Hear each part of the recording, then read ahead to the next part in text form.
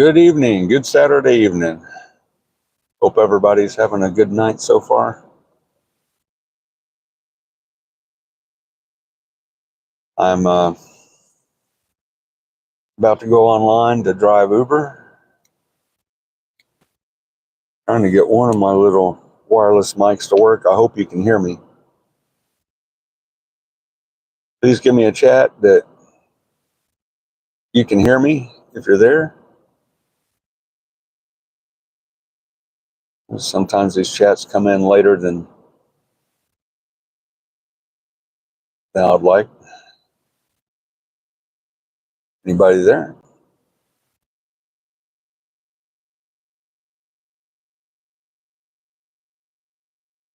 So who all is getting snow? Here in ATX, it's dry tonight, but cold. So I'm going to get out and be able to safely drive Uber.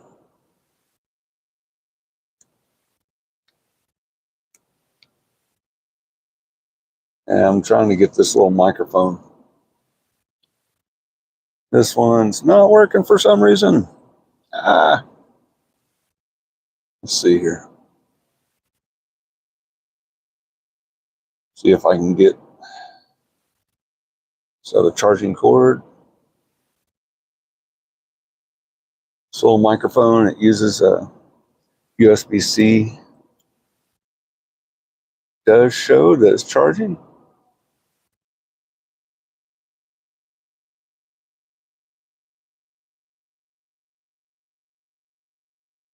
Anybody with me out there? Can you hear me okay? I have my other little mic right down here on my shirt.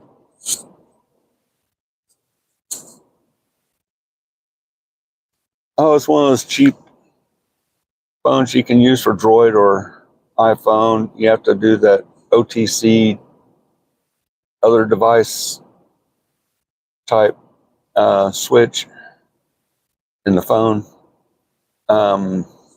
on the settings, but at least for my Droid, yeah, I have a Droid. I have a OnePlus, one of the cheaper phones, OnePlus Nord N30 phone, but this guy, evidently, the charge is not working good. Let's see. I'm trying to see if it'll turn to green while charging. It doesn't allow it to go turn on while being charged. Unfortunately, I can't keep a like a little battery bank plugged into it while using it. They're like 27 and change for two mics with a little receiver. Let me see if this will turn on.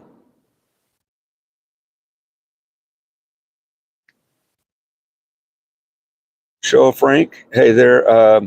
I cannot tell what that language is. Sorry, I only speak and read two languages. That is English and bad English.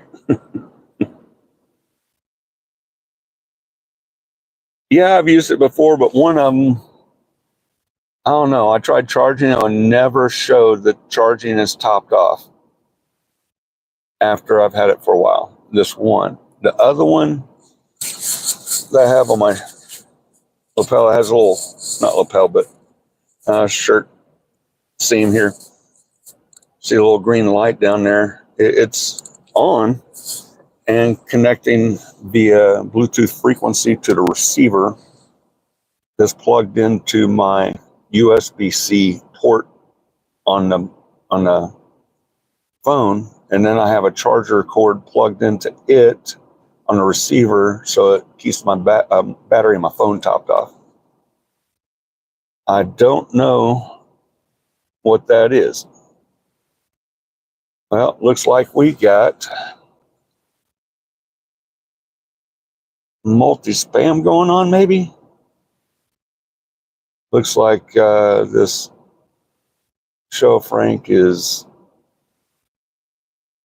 copying and pasting multiple messages. Yeah. And these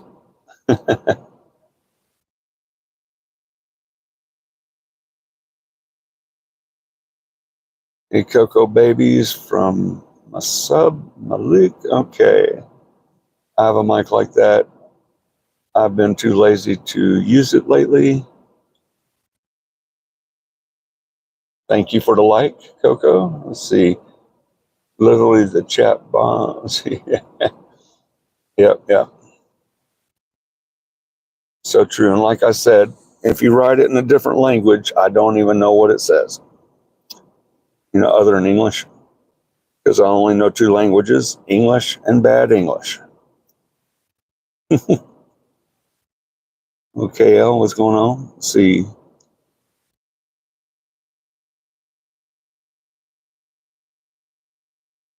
Trying to read what all these chats are. Let's see. Yep, that's true, Graham. I'm not sure what that means. See. So, hey, 7-inch destroyer. Yeah. Hopefully you can hear me good on this one mic that I have on my shirt. I have it clipped down low because these $27 little mic and receiver from Amazon that I'd purchased a while back, they are a little sensitive or high on the gain. And so things that are loud will be too loud and may distort. Turned a friend of mine onto them, and they at the gun range, because he does firearm instruction. He has his headphones on, or headphones, just earmuffs, for being at the range to protect the ears from the loud noise. So he talks real loud, and he just gets a little bit of, what do you call it, noise, extra noise, from overgaining the mic when he talks. So it sounds a little fuzzy because he's trying to yell to hear himself. And he doesn't have to with that mic. It's sensitive.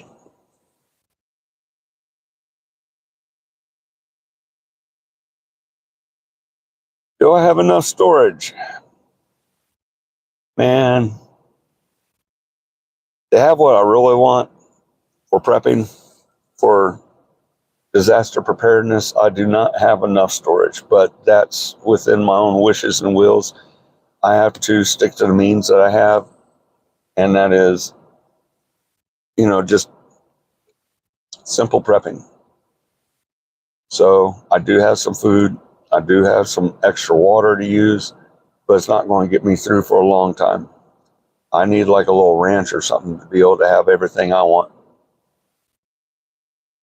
That would be nice, because then I'd be having the chickens. I'd be having a few other things. Yes, it's daily chores to tend to them. But egg laying chickens, that would be cool, especially with where the price of eggs are. Have gone up, over time, over the last several years. And it's just, it'd be nice to be able to feed them, let them free range in a, what do you call them? Chicken walk? It's like a cage, but the ground bottom of the cage is open. You can lift it and be able to roll it and scoot them over to a fresh patch of grass where you have bugs and other things that they peck at, and then go out after about 30 minutes and then move them again, 30 minutes, move them again, then let them back to their main cage in the brood house. That'd be nice. Wilt Chamberlain, I do remember seeing him on TV. Yeah, Jordan. Alan Trammell, I'll have to look him up. Maybe if I saw an image of him, I would recognize. But Wilt Chamberlain, oh yeah. Everything for brand's sake and learning English. Roses red. Blue, back. Oh man. I gotta go to the bathroom and let that out one with.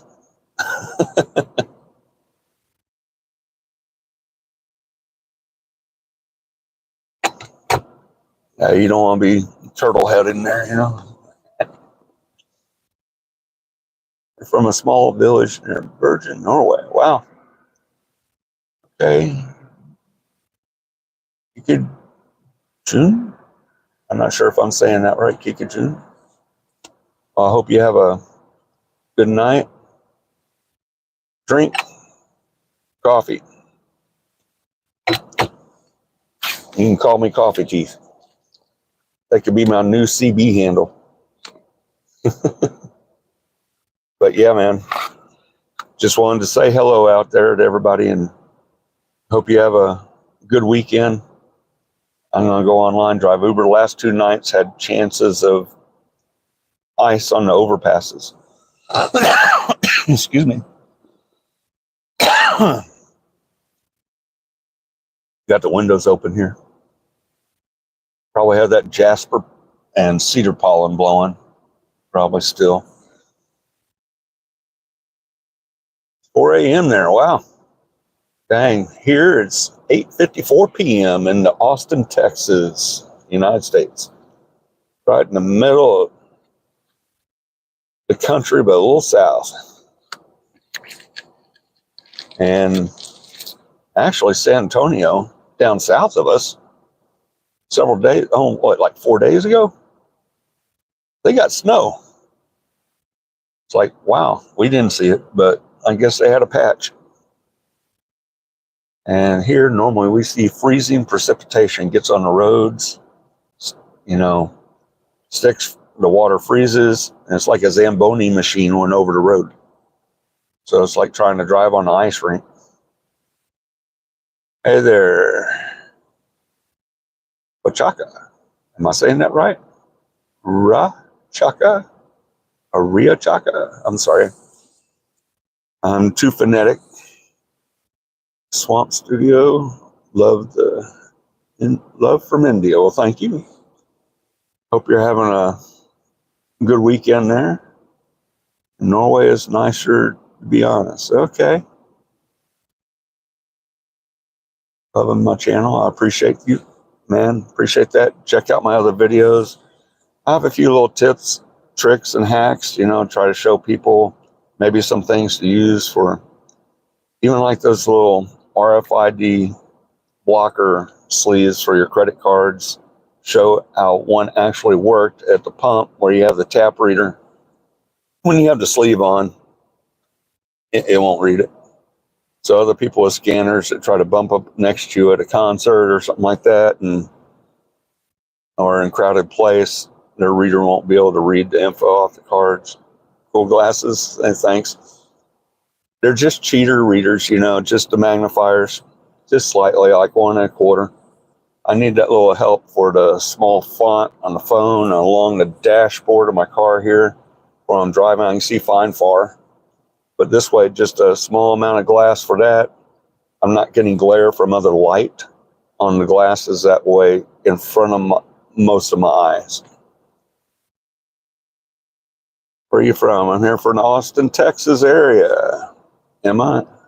Is Ima? See, you're in Norway, yeah. See, allowed to listen to music. Yes. While I'm driving Uber, I do. I have my playlist I have on my Spotify, and then, yeah, hopefully I can introduce some people to some fun music. Used to use an app called Stereo, like stereo with 2 E's. And they would pay rideshare drivers to play new and emerging artist music as we drove. It was based on mileage and time. So then they started doing a point-to-point, stop-to-stop, and time to be just like the Play Octopus game tablet for rideshare drivers that you can play those trivia games on in the back seat, strapped to the back. Speaking of which, you gotta see if it's charged up enough to turn on. Yeah, I got 18% on it. Turn on that. Boot that thing up. but didn't see a lot of money, but got to listen to a lot of cool music on that stereo app. Mariah C. Bickley, hey, you should listen to Without You by... Okay, I'll check that out. I hope you're having a good night and good weekend. See, Heed? Me too, but wintertime is overlooked. See, Maya from Minneper. You're from Minneper, Impal? Okay, I'll have to look that up. There's a lot of little places out there at different countries that I do not know of. This world is big. This is a big world. So, good night, Grand, next time. Well, have a good night. And thanks for translating English there. I appreciate that. And have a good weekend. Be safe and blessings. It's cuffing season, and all the girls are leaving to get a big boy. I need a big boy. Give me a... Okay, I'll definitely have to look that up too. That's strange. Okay, as far as the lyrics, not hearing all the lyrics. I'm sure I do not have context. Yep. Let's see, Rainfall, India country. Okay, India. Gotcha. Barun. I try my best with some of these enunciations. Sometimes they're spelt one way. Phonetically, it looks like they'd be said a certain way, and then actually they say it's pronounced a different way. It's like my wife's maiden name. It looks like Masarakia, but her family, and has been for decades, a lot Louisiana people know that family by being pronounced Masaracha instead of Masarakia. Yeah, sorry about that. Yeah, I'm married to a second generation Sicilian that grew up in Chicago, but her still has a lot of family in New Orleans. And actually, her family and her cousin's family, they're married in with each other. The Radastas, a lot in those families have been heads over different departments of the labor unions in Louisiana for decades. So yeah, I can't even screw up this much. I'll be wearing concrete galoshes in the bottom of Mississippi. Catfish will be noodling me. Yeah, Italians are so, yeah. Well, I'm not Italian. Actually, my father's adopted. Blood name's Weisenbaker. It was an English family that adopted him, but they had migrated from England many years ago. It used to be Cranberry. When they stepped off the boat in North Carolina in 1694. Sorry, I was getting dyslexic on the numbers there. 1694. The name, the C at the beginning of the name, they changed it to a G, like G as in golf. And they, I'm not sure. I know people fled oppression. Other people, it's just typos when they got here and the name got changed. Originally, back when people were immigrating to a new world, a new land, because this country hadn't even been founded yet. And there's so many things went on with spellings and people's names. Very similar, but not the same. So, yeah, it was unique. It used to be Cranberry in England, and they changed it to Granbury when they got over here. And then the Granberries migrated over a little bit more west and then south. And yes, Granbury, Texas that General Granbury was in the family that they named a town after by Fort Worth. And then I don't know how we all got down here, but my parents and grandparents grew up in Austin here. Actually, my grandfather, my dad's dad, probably still holds the record for being the longest serving parliamentarian of the House of Representatives in the Texas Congress. Rules procedure keeper.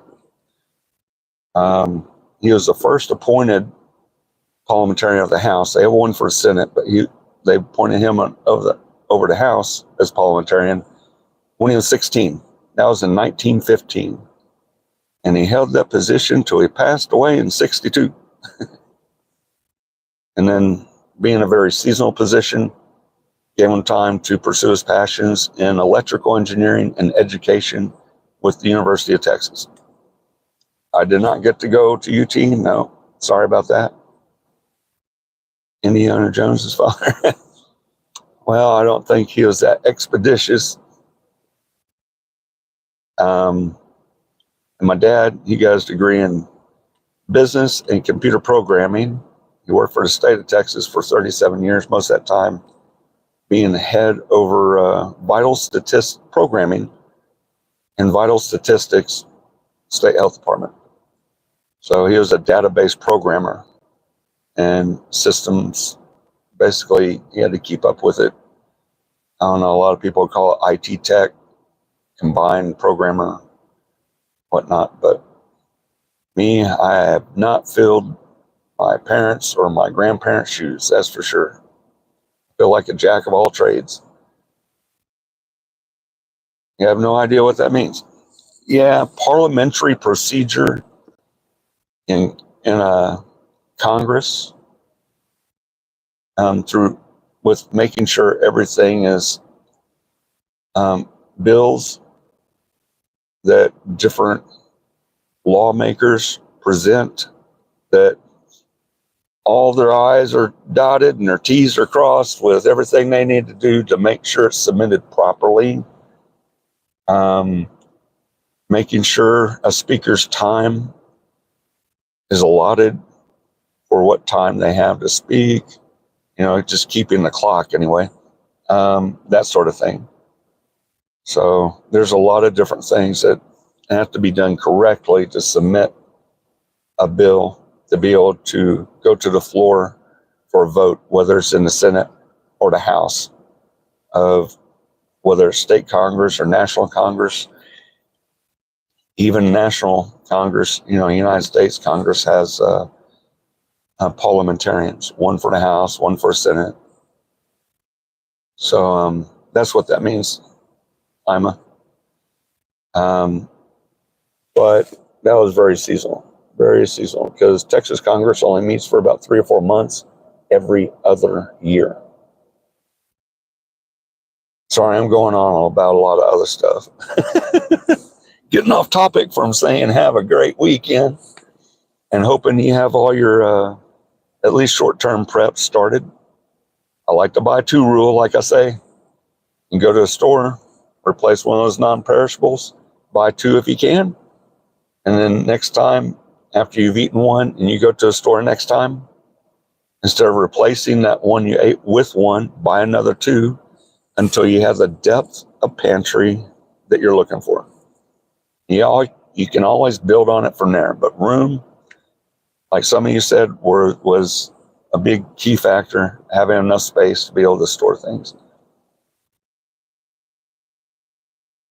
Well, check out some of my videos on my channel, click the videos, and hopefully some of the things I talk about can help you. It's mainly just to show some of the things I've done, to be able to give others an idea what they can do to get started. Because everybody's got to start from zero on preparedness for whether it's just a natural disaster or who knows what. You have a little extra, it can tide you over until you figure out what you're going to do.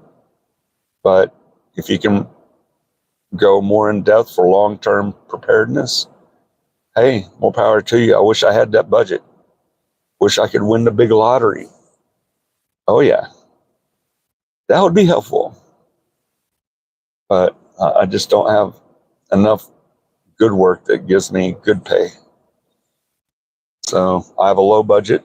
And if that helps other people not have to spend too much to be able to do some of the same, hopefully it'll work for more people that way. Born in 2001. Well, I'm 57. So actually, I'm married to someone older. Greetings from Louisiana. Hey, KP. How you doing? 24, right on. It's more than a mother. Oh. Anyway, KP, you ever gone to Radasta's restaurant in New Orleans? It's my wife's cousin's. I know it's more like a deli and restaurant.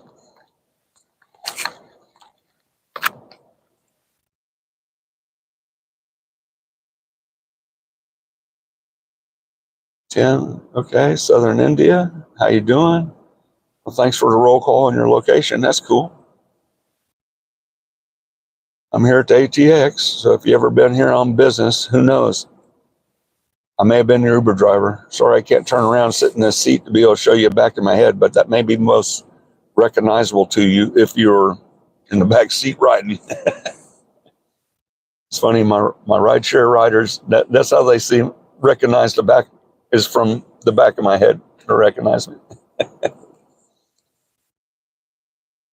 Didn't grow up with a grandfather. Actually, I just have stories of my dad's dad, because yes, he passed away in 62. So 5-year span there, I before me. And my father's told me a lot about him. I've got to read a lot about him. He actually has his own Wikipedia page listed on him about him. But my mom's dad, he was still alive when I was here, and he passed away when I was about 13. Well, no, 15, 16. Was it when I was just out of the house? So it was when I was about 16 or 17 when my mom's dad passed.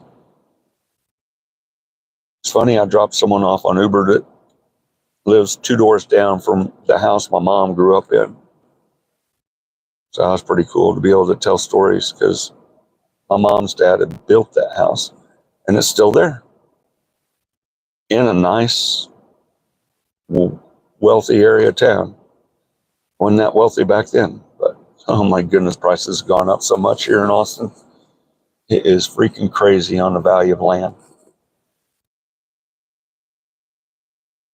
You can be my pretend daddy. Well, I'm honored. I'm actually fortunate enough to still have my father with me. He's 83. And when other people say it's good to see him, he says, it's good to be seen.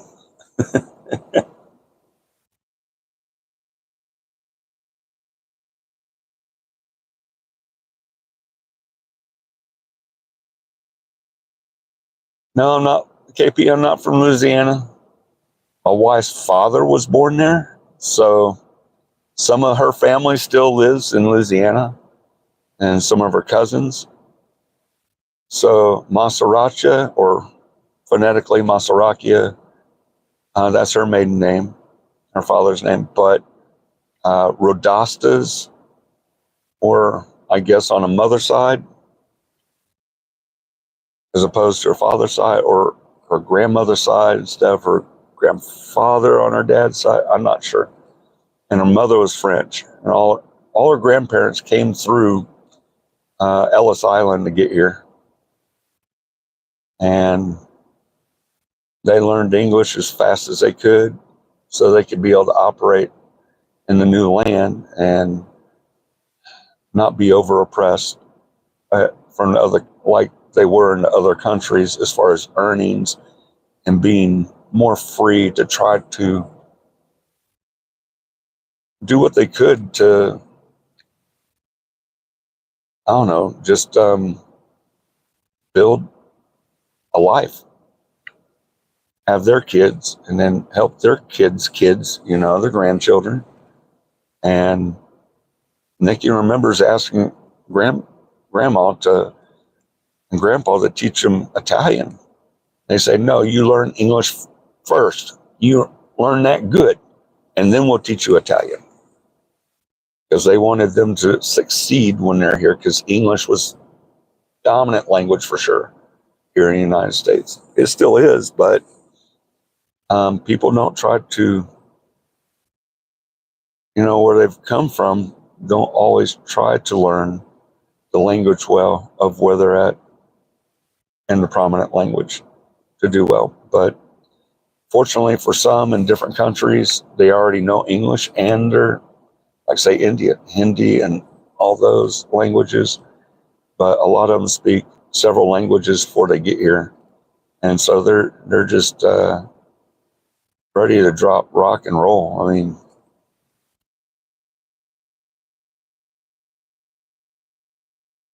no, Native American, many different tribes, and some of them spoke very differently and had their own made up languages. But United States, at one point, was it Hoover? Can't remember which one. Or is it Truman? Established that English would be the predominant language for learning and speaking in the United States for school, business, and other things. And ever since then, that's been what they deem as dominant language here in the United States. And no, it doesn't sound like someone from UK. They do have a twang. They do have an accent, just like some of those Cajuns in Louisiana. Yeah, just like Farmer Fran. He's speaking English, but hard to make it out. You ever seen the movie The Water Boy? You understand who Farmer Fran is. Accents are cool. You're right. And like I said before to others, maybe some of you didn't hear earlier, I only have two languages. No two languages. That's English and bad English. I grew up here and I haven't ventured out. I dated someone that was El Salvadorian for a while. Her cousins and brother tried to teach me Spanish, and they told me all the wrong words for the wrong, for what it should be. Like, just for one example, they said bread, they said Spanish, term for that, cochino. And so everything, they tried to mess me up so I'd sound funny in front of my girlfriend at that time.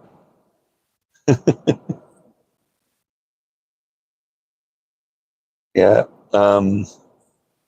Yeah, they were playing a trick on their cousin and her brother on his sister. So that would sound all messed up to her. And she got it pretty quick. And at that point, I said, okay, if that's what's going on, no, I give up. I ain't trying to learn this. No more. Just sticking with what I know on the simple. Whew. Funny time.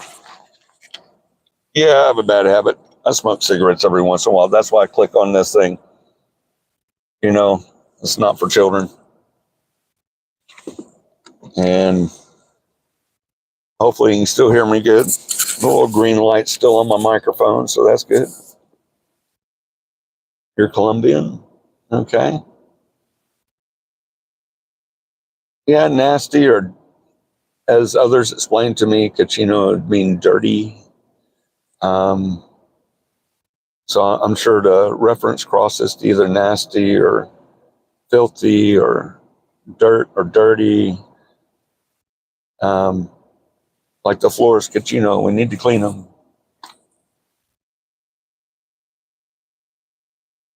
Greetings from North Korea. Right. Sure, Ivan.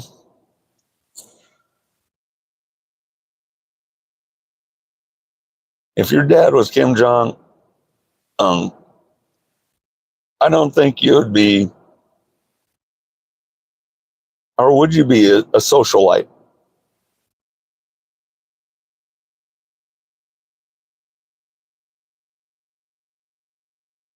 You're a Cachino.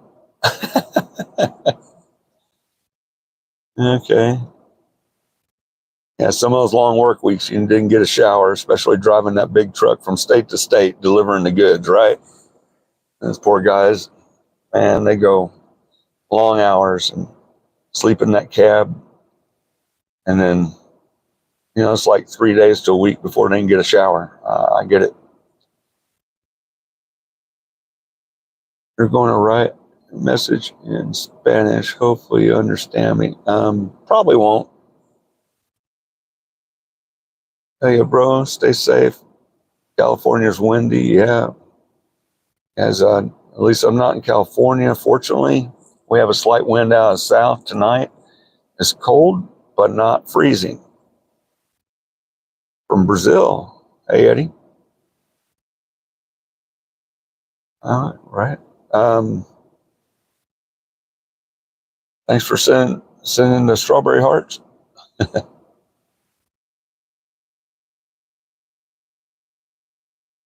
The font is so small on my phone, it's hard to make out a lot. That's why I need these little guys. I think I got enough caffeine in me. I'm probably talked out enough so I don't talk my riders to death.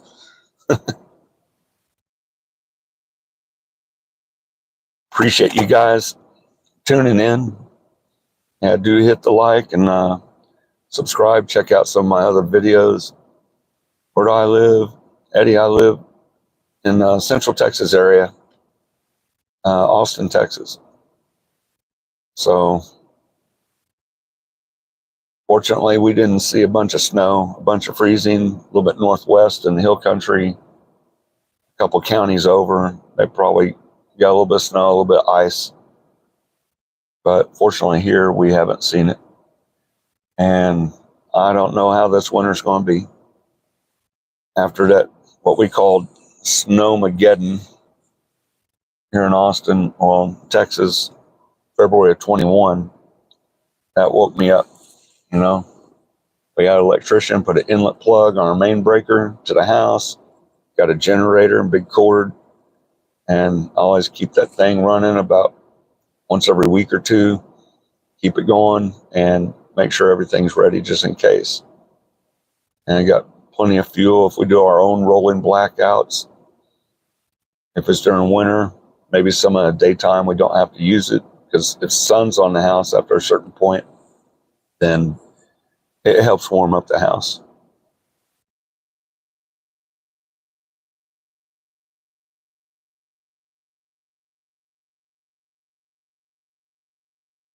Well, ENG, hey, 1142, you got to prepare, man. You got to stock up. You got to stock up.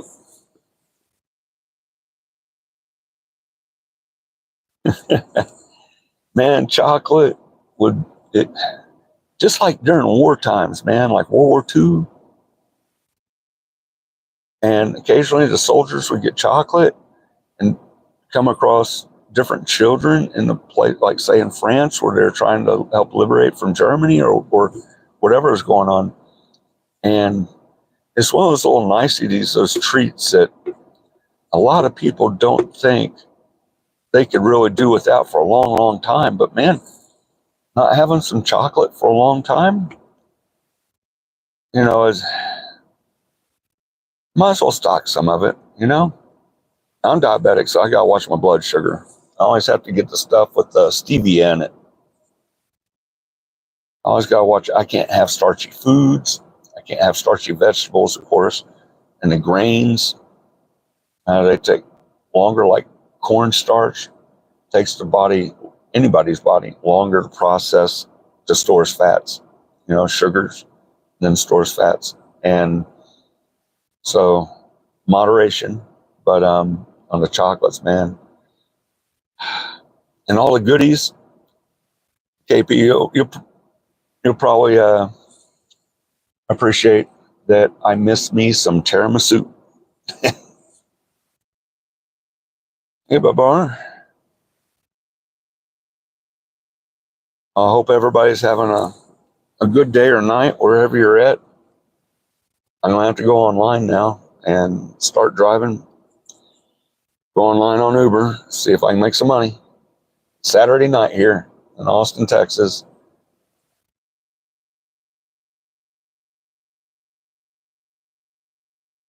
I'm keeping with my Instagram. Oh,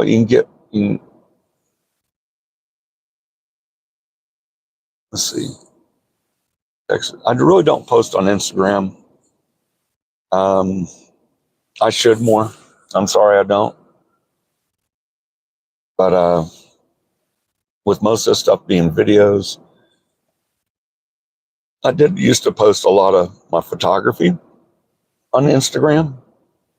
And Eddie, hey, Texas, I see in movies, beautiful place. Well, it's very diverse, Eddie. I have 2 tubs, hydrated food. Right on. Way to go, Dean. But yeah, Eddie,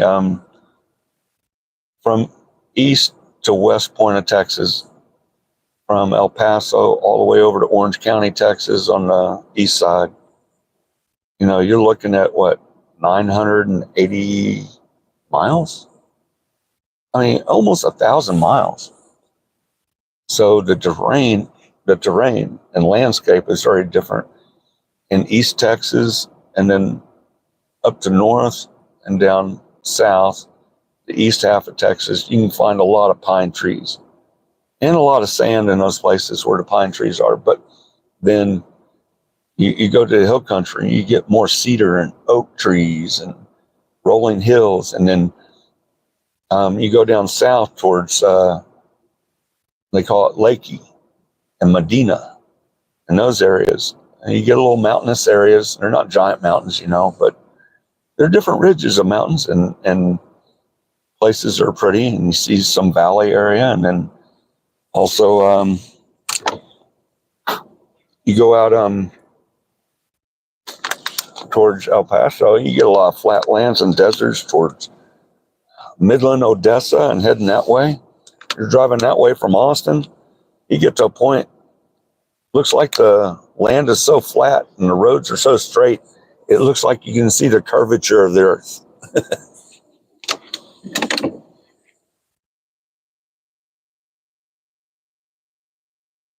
Well, that would be my name, James Granberry, but there's a lot of James Granberries out there. I appreciate the follow. Yeah, I used to get teased a lot for my last name when I was growing up. Granberry, raspberry, strawberry, grand turd. They would call me all sorts of names. Yes, with a G. White cranberry, spelled just like that, but with a G instead of a C.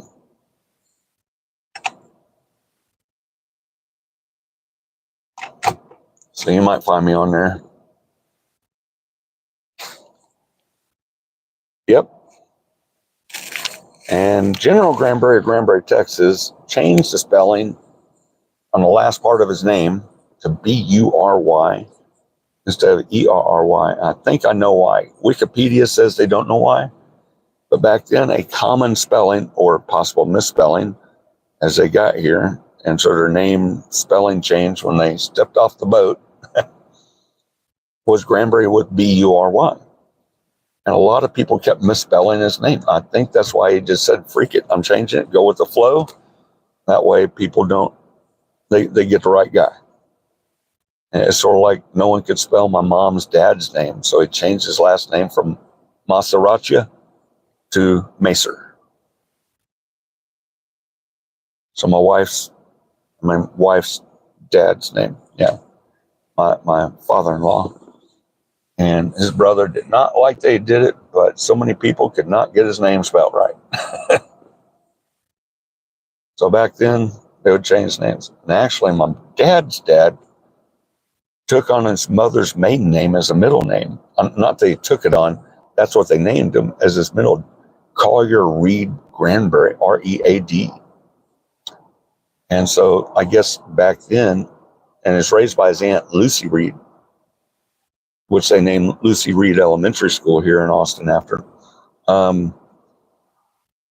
I guess they took on sometimes, if it worked right, they would give the boy's middle name was their mother's maiden name.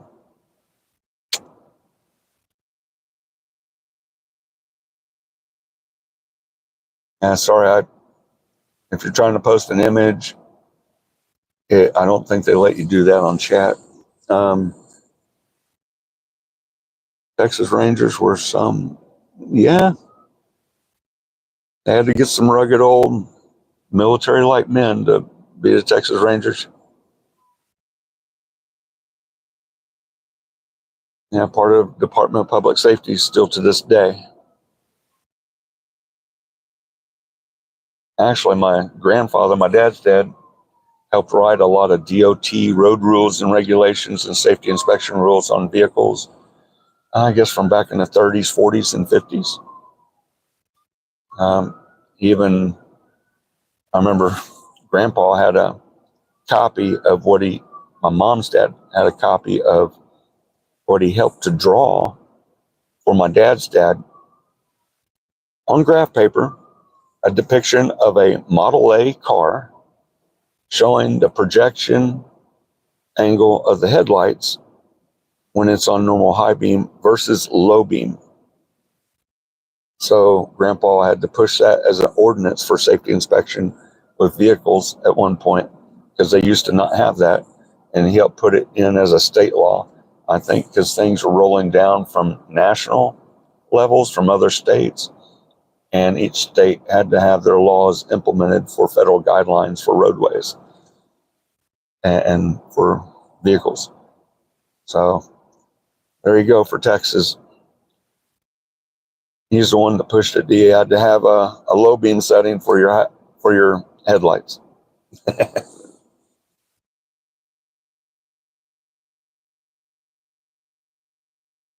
Yeah, the Comanches were mean. They would make raiding parties that would go down into Mexico and raid villages in Mexico and then bring their spoils back here. So they'd go down, killing whatever they did, stealing, probably raping our women, all who knows what, and then bringing it back to where they live in the States. And there's a few towns here in Texas that were outposts. One's just right up the street from me. Fort Dessaw originally was an outpost to stop Comanche raiding parties in an area here where it was a normal pathway and trail for Comanches to make their way to Mexico. And the one out by my parents in Red Rock, where they moved to when they retired, Red Rock was an outpost also. So that was a thing. Evidently, those Comanches were just not happy with their own resources where they're at that time.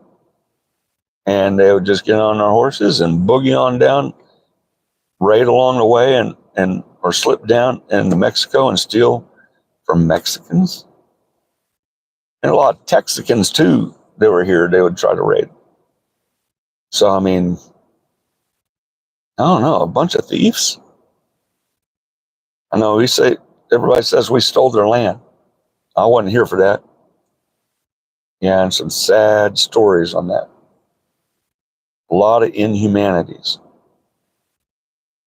But even from before that, and that the Comanches were that mean, even in previous times, that we then had to make outposts to stop them from their normal, usual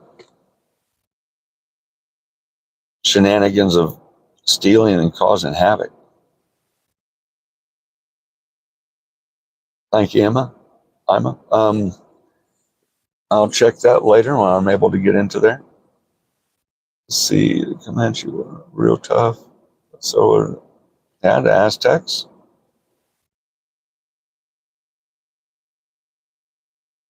The Aztecs, and then what were the other ones? The ancient ones that were probably in the northern parts of the northern continent here of the United States or Americas, or whatever you want to call it, or north part of the continent until the last ice age, which forced a lot of indigenous south because they couldn't grow anything. And that's why there's still a lot older remnants than a lot of people are thinking that are here from that time, especially Aztecs and yes, the Mayans. Thank you. That were here in the north part of the United States or up into Canada even. And some stayed, and those remnants became some of the, northern, far north tribes that were able to deal with the ice. I mean, that and all the snow. There's some old ones, the relics they're finding. I can't remember. On the Curse of Oak Island, they're finding up there at Oak Island up there in Canada on the northeast coast, remnants of some of their old native, not settlers, but indigenous that were here. And those were the ones that stayed. And after the Ice Age and made it, toughed it through. And man, imagine staying up here for that. It'd be like living in Snowmageddon. But I believe, what was it? You're thinking it was about 10,000 or was it 20,000 years ago? I believe we had indigenous up here before the Ice Age happened. And that's why we have some of these ancient places where we've found relics. And I know it goes back even further.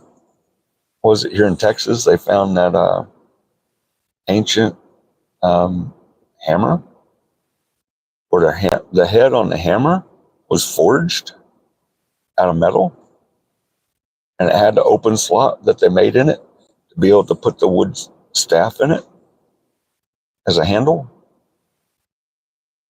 And it was fossilized in limestone.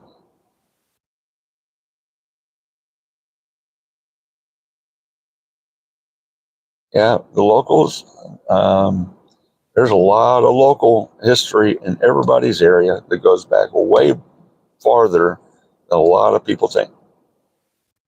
Everything was buried on top of everything. And here's a wrecker truck saying, why am I still here? Hey, man, I live here. Yes, I have my car on it, and I'm in it. They go around. They have a contract with the park here, and there's rules about parking on the street and have to have a pass, certain things, unless it's a commercial vehicle that's there with its hazards because they're working on something in a home. We just don't have very wide streets here, so understandable. I wish they would do it more places so emergency vehicles could get through when other cars are coming from the opposite direction.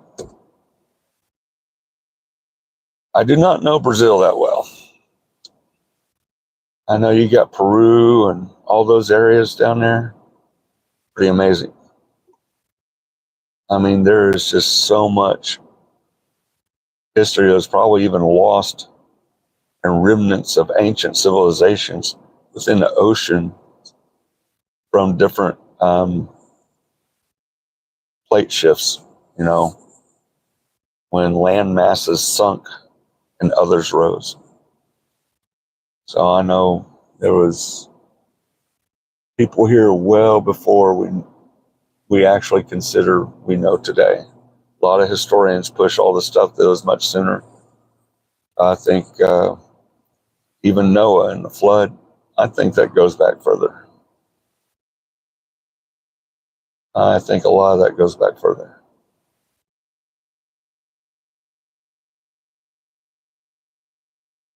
By Boone, Daniel Boone, and Davy Crockett. Yeah. And Alamo. Yeah. Yeah, that was some hard times. Santa Ana was a mean bugger too, man. They talk about people being racist, this, racist, that, but man, he didn't really like anybody but his own culture and Mexican heritage. It seemed like he was hard on almost everybody else. So yeah, he burdened most of the Mexicans with heavy taxes for his wanting of harsher conquest instead of, if he was a lot nicer, he probably could have kept most of Texas because they would have stayed with Mexico instead of wanting to rebel. The Texicans, the Mexicans that live here in Texas, would not have joined with immigrants, other immigrants, that is, to take over, Texas away from Santa Ana's rule. He was just a tyrant.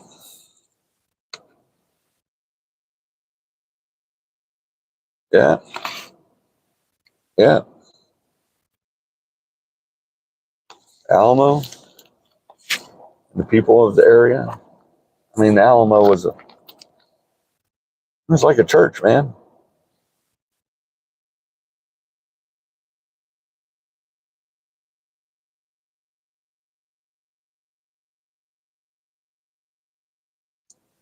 Yeah.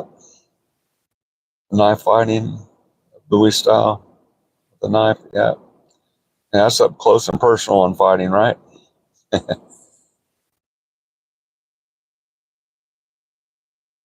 Conducting drills.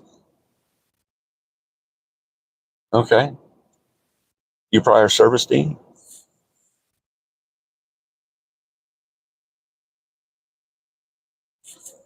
Were you in a reservist? National Guard? Yeah, right. Yeah.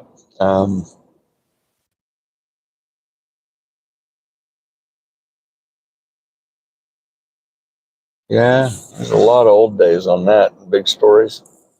India Training Company and all those guys. All sorts of stuff. See, no, this was from a martial arts instructor. I didn't say, okay. That was pretty cool. They taught about that. I'm hoping to have a live with a friend of mine that's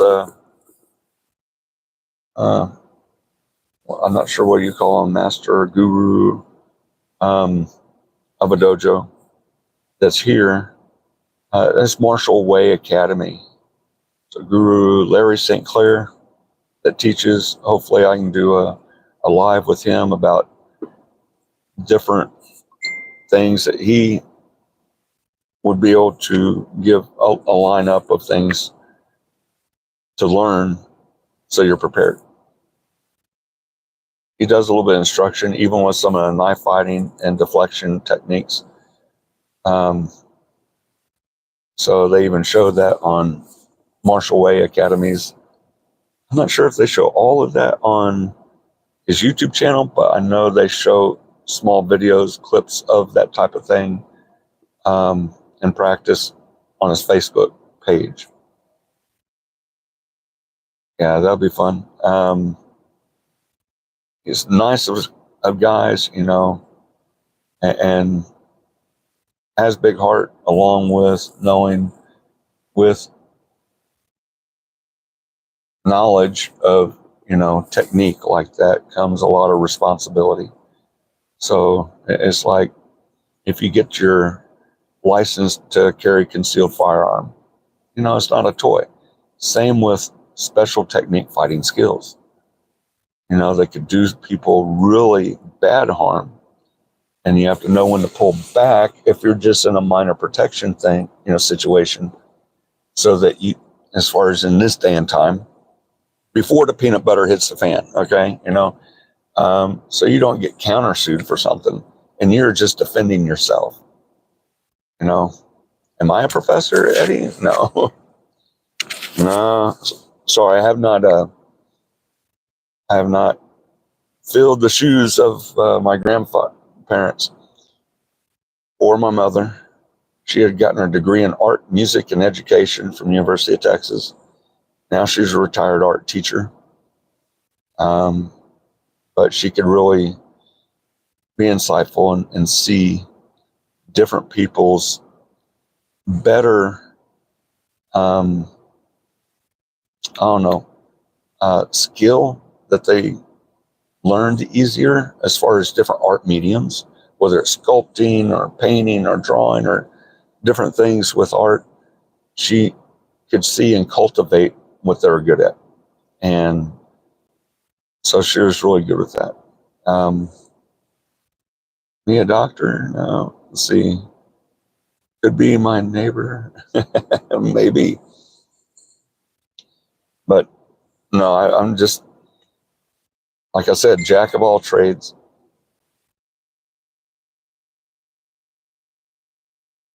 It looks like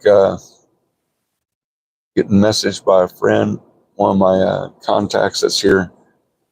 It's a fellow CB radio operator, not a ham. No, doing the simple things. But he just messaged me. I'm going to have to get online, man. I'm sorry, I've rattled on. It's great to talk with you guys.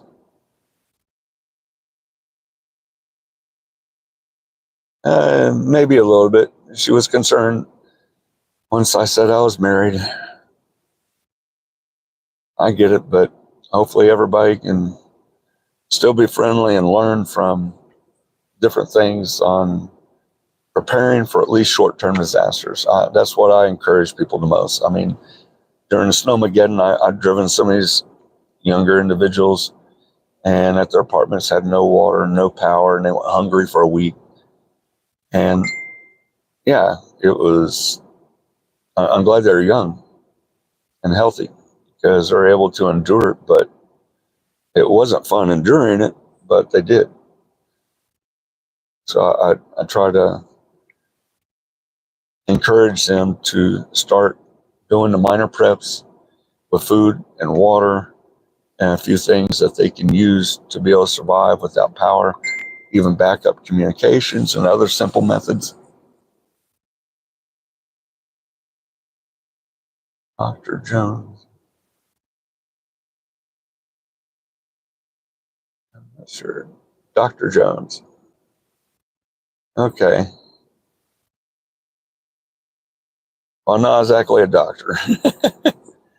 I'm just someone that's concerned for everybody. And, another good saying someone said to me, which yeah, I've sort of felt it in the past, but, if everybody has their preps, I won't have anybody trying to come after my own stuff. If I can help them learn to prepare for themselves, then there's going to be that many less people coming after my stuff when proverbial peanut butter hits the air motion oscillation device.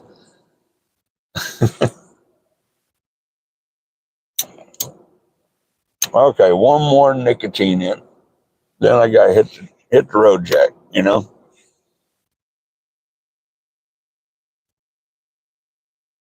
So yeah, if I was really a doctor, I probably wouldn't be smoking. I don't know. I have met, okay, well, he was an oral surgeon in dentistry, and he actually smoked cigarettes. It's like, okay, this is a first cool doctor. It wasn't going to gripe on me and not gripe, preach to me. So he was one of my Uber riders Getting a ride home, we had a cigarette outside the car. It's one thing when I have no more cigarettes. I may not be too fun of a person to be around, when you're going through some sort of addiction withdrawal. But I think cigarettes would be a lot less than what I've endured once I found out I was diabetic and having to lay off all sugars and starches. That was pretty rough. So you don't let people know it's all right, man. People aren't going to be coming after me because I'm small potatoes. If I can help with wisdom, hopefully I can help. I'll be generous on that. See, what's the best canned protein for long-term storage? And there's probably some that you can actually buy right now, Ferg. 505. You get the canned chicken, you get canned, as far as canned. If you're asking about canned proteins, canned chicken that you get at Costco, maybe Kirkland's brand, so better by volume than some of the name brands, and it's still good. They also have some, I think, roast beef that's canned there. And then also, of course, you got your tuna. And those cans, they'll last for years before you need new. There goes that record truck again. He's probably wondering why I'm doing just staying parked here. And it's all right. You can come talk, get in on the live. Tell us about Austin tonight, what he's endured for today. But no, he's driving on.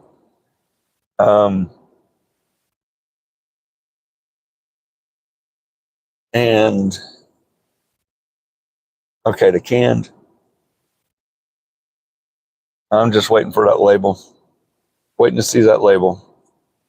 Canned squirrel, chicken of the tree. No, but as far as your canned meats, I would say, see, how long best before the date? Well, that's the best used or sold by date, not necessarily a best used by date, is what a lot of people say on those dates, but they have to put it. I'd say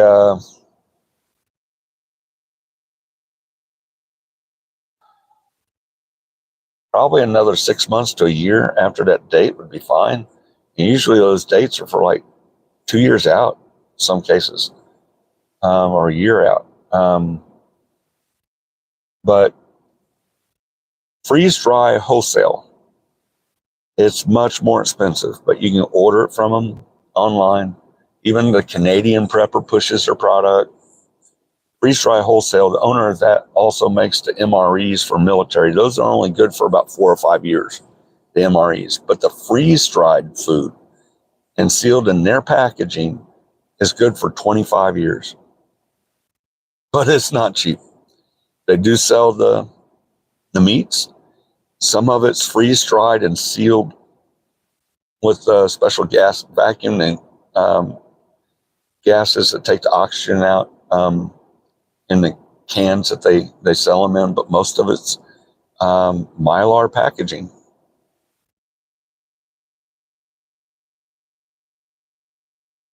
Yeah, I had a friend that tried some that was just a year past that 5 years they say on it, and it was rancid. We used to have those things back in Texas Army National Guard and go 2 weeks out in the field.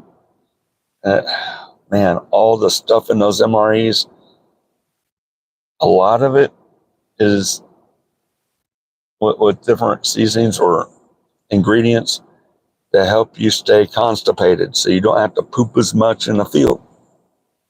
If you're having to go a lot in the field, then they want you dried up, not they don't want you have the squirts, man. It's not good. Not in the field, but it can be uncomfortable being constipated as well. So other items that won't cause constipation or the other you know what your body is good with. It's best to store that which will preserve and hold longer for you.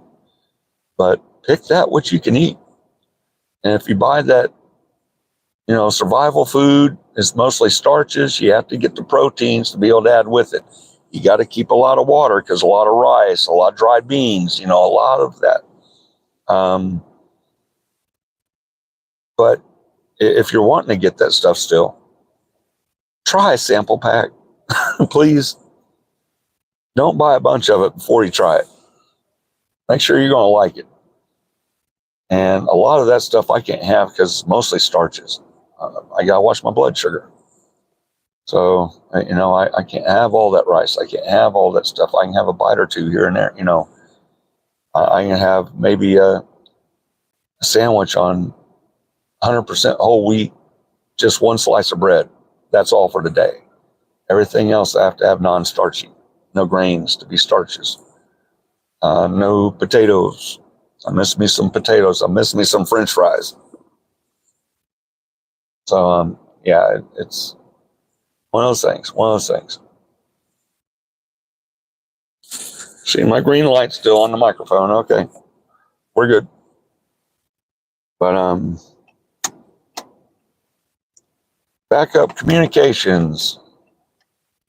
Now, if it's just you and your family members, maybe a close by neighbor or two, FRS radios, GMRS, those type of walkie-talkies should do fine for that range. Even on low power, maybe a half watt on your standard channels for line of sight. And then if you get in GMRS and you find some people that have repeaters, you get your license, you can get hooked up with them to have a network, but usually that's transmitting off your own radio and a half watt. Repeaters can output more, but on those walkie-talkies, they don't, on the repeater setup for those channels, they usually only put out a half watt. The other FRS radio up to 2 watts, which back in the day, GMRS was only up to a watt. Now they've allowed even just FRS that you don't need a license for, up to 2 watts output, which is good. You get a little bit longer line of sight. Over a hill, I was able to get a mile from my house. My wife was in the house with one of those walkie-talkies. And then I was a mile over the hill with the other GMRS radio at 1 watt. And we're able to get each other and just start to fade out at about a mile. So there's obstruction and we could still get that distance. And I was inside the metal cage of my car. So that was really, really good. A Garmin GPS. Yeah. Put it in a Faraday container. Check out my video on cookie tins as Faraday storage for handheld electronics. Cookie tins, if the lid seals good, that metal lid, they work good. Just insulate the bottom, maybe with a little piece of cardboard and the sides. And that way, your items, if it has metal on it, it's not touching against the outer surface of the container that would attenuate that pulse from an EMP, electromagnetic pulse, would attenuate it around whatever's inside. And you can do the cell phone test. Take it off of Wi-Fi calling, let it go on the cell tower use. If you're not far from a cell phone tower that you normally get full signal, it's a good test then, because if that phone, excuse me, that you put in the container, if it loses cell service because it's blocking that cell signal from it while it's in the container, you try to call it when it's on, when it's in the container, and it doesn't ring, okay, the container's good for sealing out any EMP pulse from getting in on product. It'll attenuate it around. That cell phone's a good test for that. That means it's attenuating a lot of RF, radio frequency. And that way, you won't get your backup electronics right. I keep my FRS radios and other portable, foldable solar panels that can also charge USB or 12 volt. I keep them in a big galvanized metal trash can with a good seal on the top lid. So it does the same thing. So I have extra storage that way. And then also I have popcorn tins, keep some other smaller handheld electronics in. And I mean, if you have a blood pressure portable machine that's battery operated, or you can plug in to charge it with 12 volt or whatever it would go to, those are handy for medical items.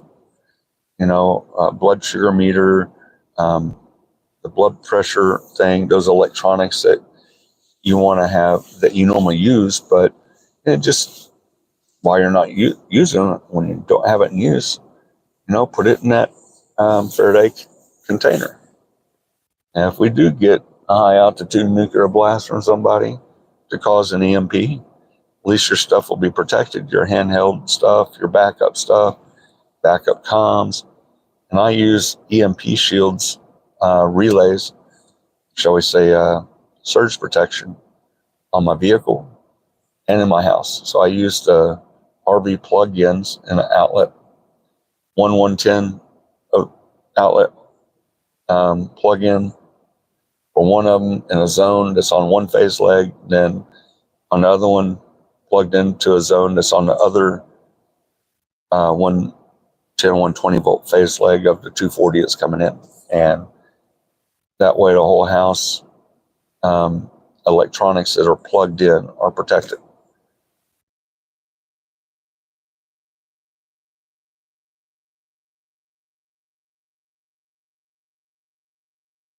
Right, but the cell phone, okay, Raul, the cell phone test is to test your container. So if you look on my videos later and then find the video I have for using cookie tins as Faraday container or Faraday box, you'll see what I mean. It's just a good way to make sure that your edges are sealed, your lid's sealed well with the metal on top of the metal case of the rest of the container. So what the electronic items that you'd put inside would be protected.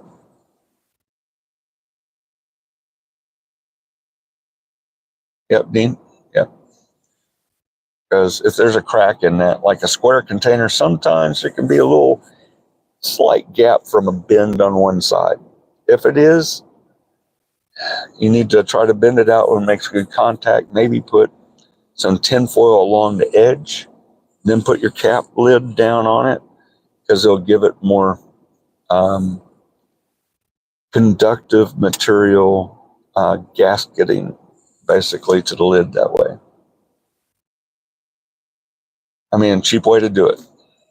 You want the simple, you want the low budget, without having to buy an actual Faraday box or container from somebody. They do make those RF blocking gasket foam pieces to be gaskets for lids, and they charge a lot for that stuff.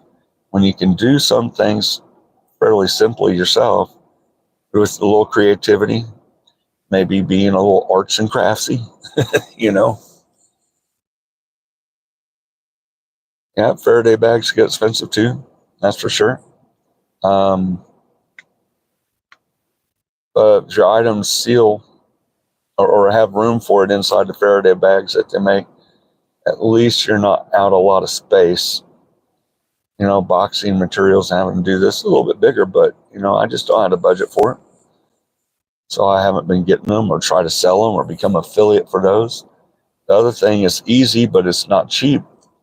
It's a lot less than it probably could be, is EMP Shield, me being an affiliate for them for electronics I use, like for my car.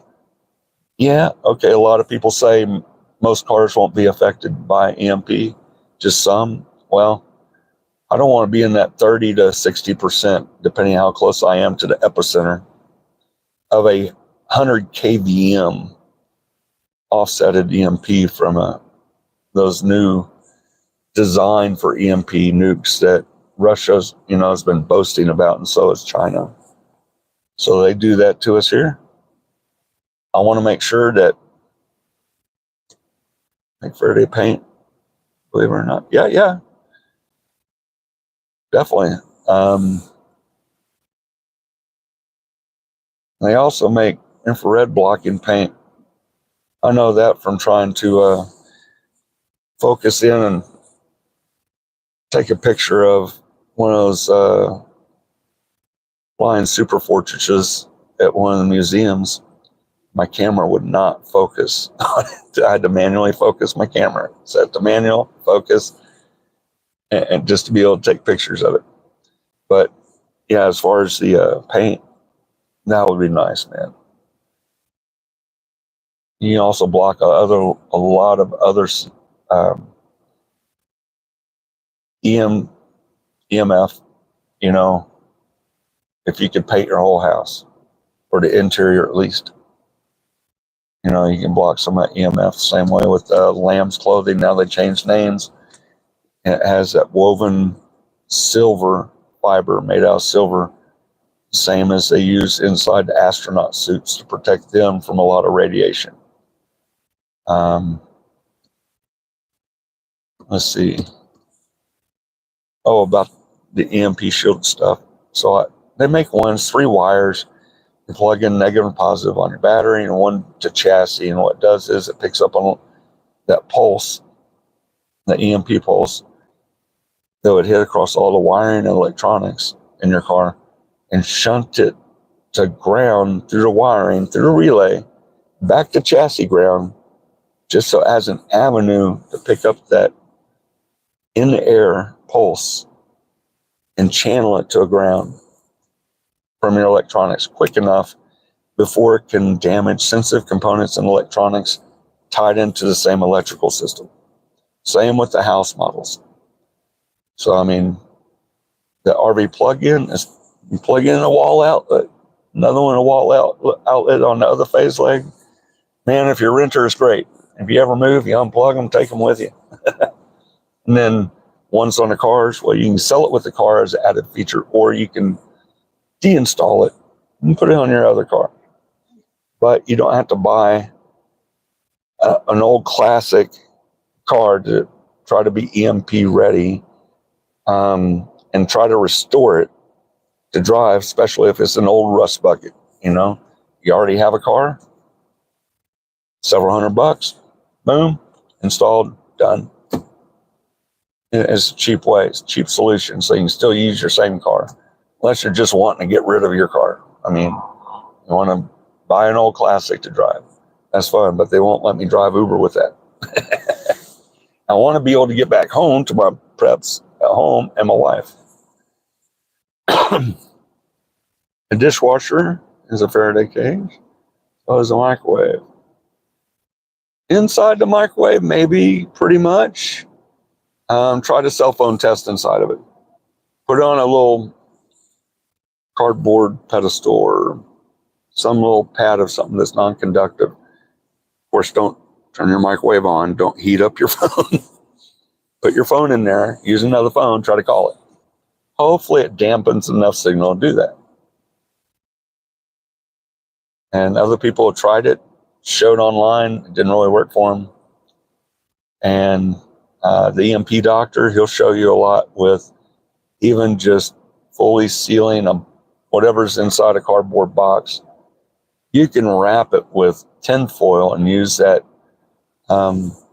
air ductwork aluminum tape to seal any of the seams or overlays, like you would wrap a gift package, for Christmas or something. But seal it up well with that tape and foil, and it'll attenuate that pulse around what's inside the box. That's what it is. That pulse attenuates around it. And it's sort of like lightning does upon striking an airplane, and then continues on, because the hole acted as a conductor for it, but didn't hit the people inside. Airplanes, though, they do have gaps. as far as going inside. If you're inside sitting with your electronics in hand, some of those windows are not designed for blocking. And then they are starting to put surge protection in a lot of the airlines these days that would help protect from EMP. They're just starting to do it on some. So thank God for that. But, Air Force One, Night Watch, and most fighter jets are impervious to EMP because of the protections they built in to their electronics for that. You plan on going medieval if EMPs drop?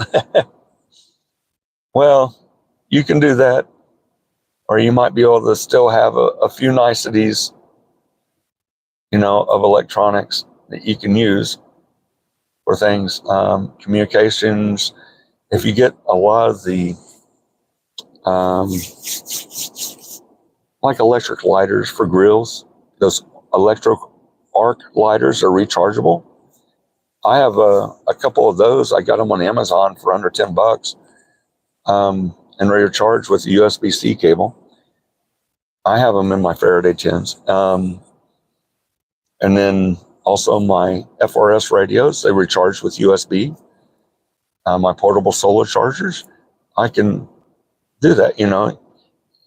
If you get standard lighters to light a fire with, that use fuel, then you'll run out of fuel at some point.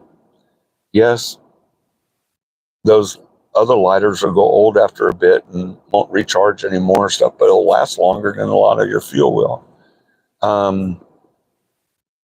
So there's a lot of small items that you can use off grid and not have to worry about gathering fuel from somewhere for something, whether it's that light or whether it's energy for your little walkie-talkies, whether it's, you can still have a few modern things, electronics. So you put those in the Faraday cans, protected, like I have. Yeah. You have one of those little sparking rods. You can do that. It just may not be as easy. Now, EMP won't affect old alkaline batteries and stuff like that don't have a battery management system built into them. So if you have some standard batteries that you can still have juice off of, you can use a 9-volt battery to start fire on steel wool. Use that to help start, small kindling, and then or shavings, and then build your fire on that. But the electric arc lighter, it'll start fire off on a little shaving light in about a second, and that's hot. It's electric plasma, or like lightning in a way. It's much smaller, not quite as strong.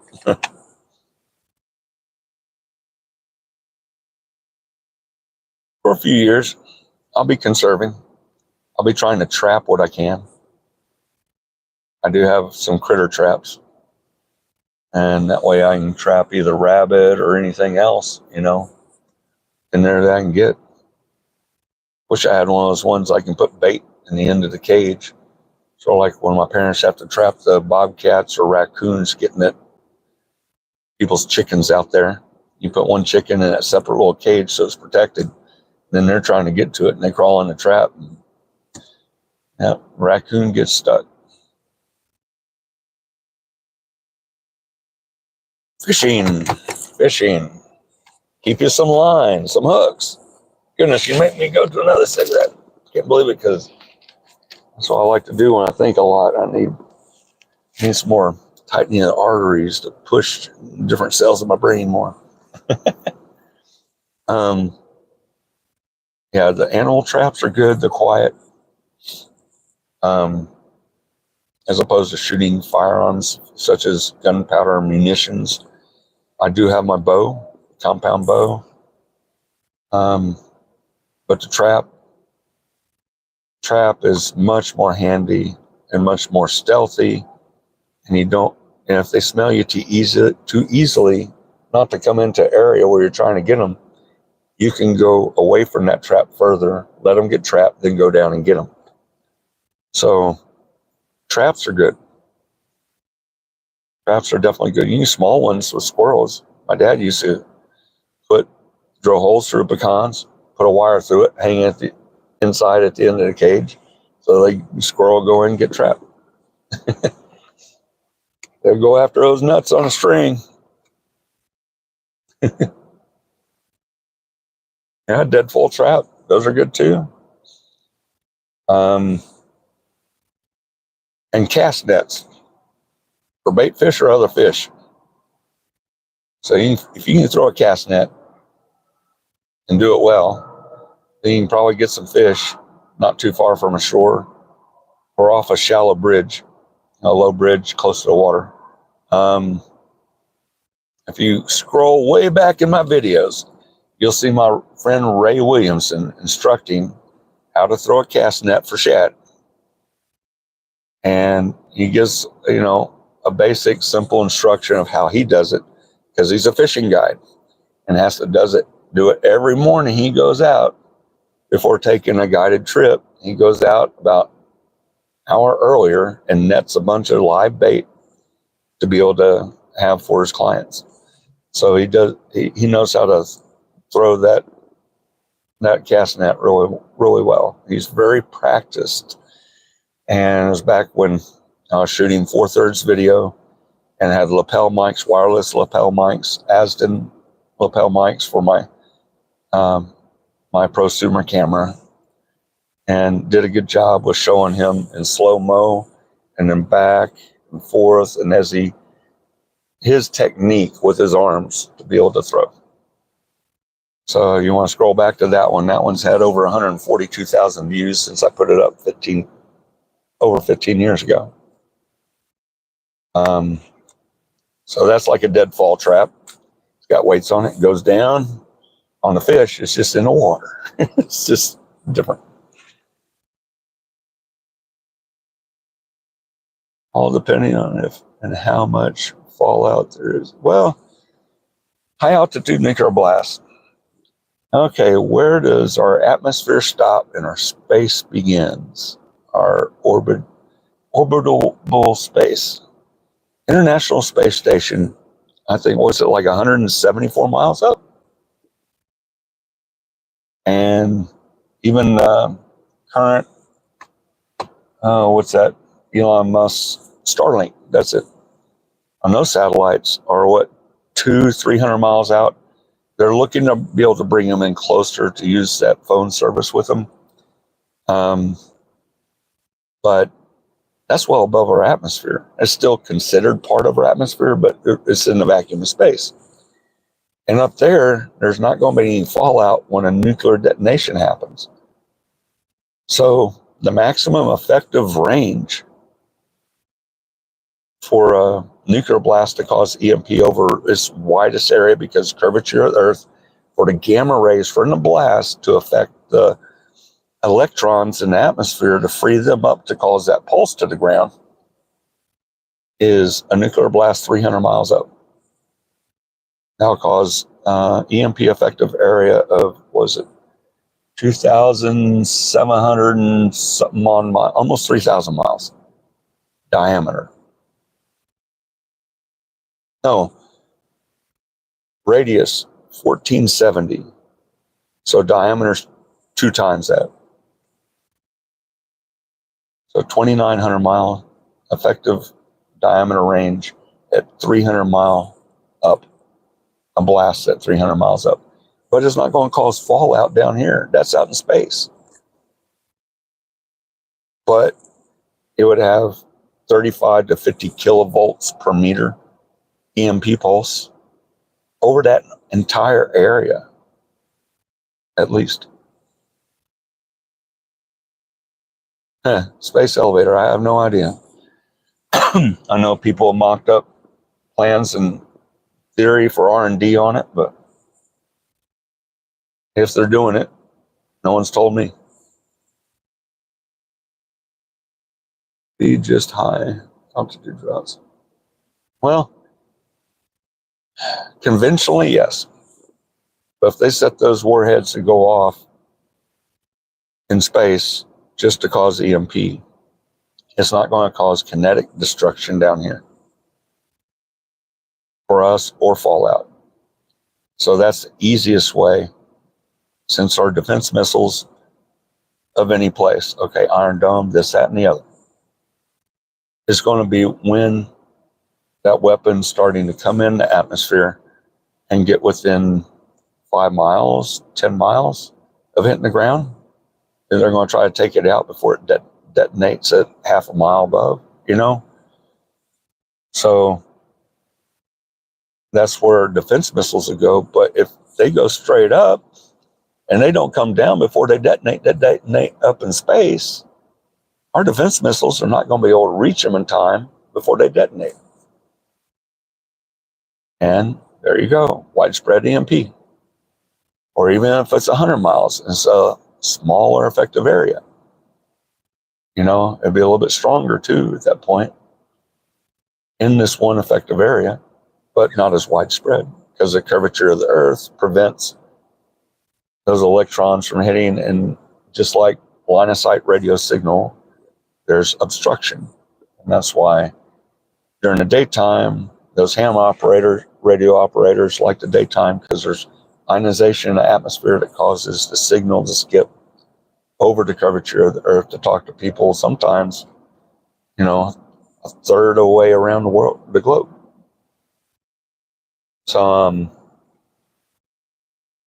it's the same principle on getting over the curvature of the Earth with the electron pulse from where the gamma rays cause the electrons in the atmosphere to do that.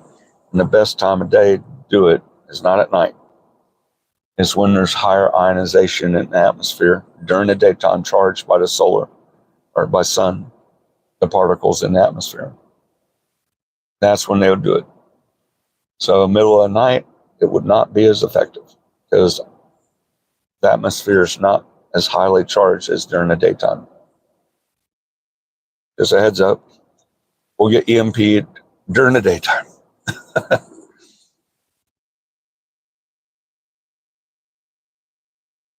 Yeah. Location would be a big help. Hopefully you're close to a lot of clean water source. They can get plenty of clean water and easily and be able to have some of your own homesteading. If you have your electrical systems and all your solar protected, your system's protected within a nanosecond or close to a nanosecond shunt to ground of over voltage pulse, you can be protected from, EMP. And like EMP Shield, they sell 37 different models of product for different applications, including solar and wind electric generation systems. So that's that. And for your antennas, for direct stinger antennas that aren't, with them that don't have a coil ground. A lot of your CB antennas or some of the ham radio, 10 to 12 meter, 10, 11, 12 meter base station antennas do have that coil, has that short to ground in the coil. And so thus is grounded to the radio ground through the coax. And if your radio is set up off of electronics that are powering it off your home system is protected, then it's going to protect that. But you can get the, like for the 102-inch whips, CB antenna styles, if you're using that at home or on your vehicle, then they also make a surge protection and then what do they call it? It's like a lightning arrestor, but for EMP. So you can hook that on your coax and line between the radio and antenna and then have it grounded with its own earth ground. And it'll protect that.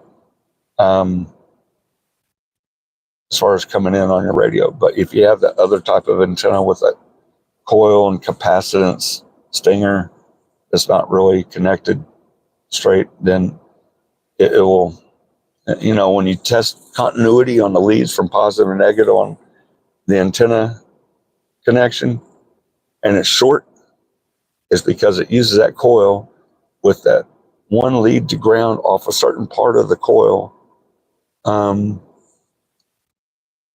help establish ground plane of the antenna, but through the coil of the antenna, using capacitance on it instead of a straight rod off the positive of the radio. I don't know. If you know it, you know it. But definitely that can be protected. All of that can be protected. Let's see, any other questions on that? Let's see, it's going to be more about location. Yeah. True. I wish I didn't have this location. I wish I had a big property. I wish I had my home out there and do whatever I want. HOA type setups, or where they own the land, you rent the lot, in the home. You can't do everything. I'm surprised they're still letting me have my 18-foot base station antenna on top of a 10-foot pole attached to the detached garage that I rent, but it's on the back side. They don't really see it. My wife saw me when I put it up and says, "What, are you going to try to contact Mars?" No, it's just normal base station stuff and not as high as some others put it. One of our friends here, he has a 60-foot tall antenna mast. He has his antenna on top of, and he's on a high point, geographically speaking, and he's on a hill. He's got the best ears in Austin.